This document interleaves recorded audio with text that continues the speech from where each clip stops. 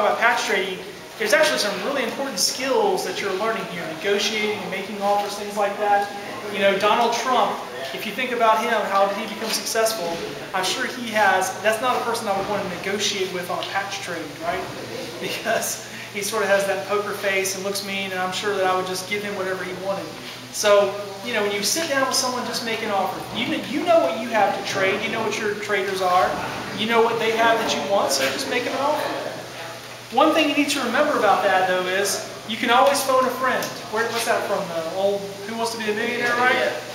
You can always ask the advice of another scout or a collector. Do they think this is a fair trade? If you're just starting out, I really encourage you to do that, because that will, again, I want to demystify this. I don't want to make you feel like, oh, I can't trade patches because I'm going to get ripped off.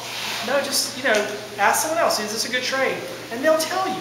They will tell you if it's a good trade. When you do finally phone a friend and your friend says it's a good deal and you're going to make the trade with the other guy, we always close the trade with a handshake. Give them the scout handshake. That's sort of your, you know, you're an honest man, you got to shake on it.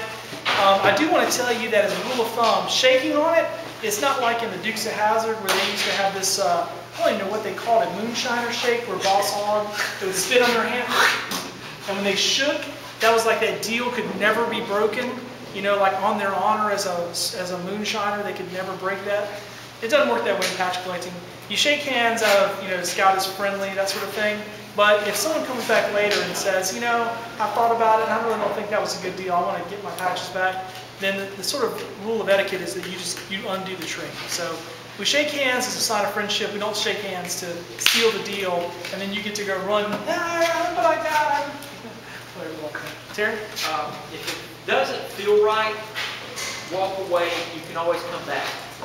But if it don't feel right there at that moment, walk away, because more likely it's probably not. Went to a class the other day. The guy was talking about buying real estate investing, and he said something I think was very exactly what you're saying. He said, some famous guy said this, I didn't make this up, the deal of the decade will come again tomorrow. Sometimes you might think that that deal that's laying there right on that table right now is just the deal of the decade. If I don't take it, I'll never get that patch. This is my only chance. I'll never get it. Sure enough, tomorrow, the next day, the next month, next year, you're going to have a chance to get that same thing, and it might be a lot easier, a lot less painless to do that. So yeah, you can always walk away. You've got to keep your patches safe. Now, a scout lives by a scout law, but that doesn't mean that all scouts that come to scouting events live by that scout law.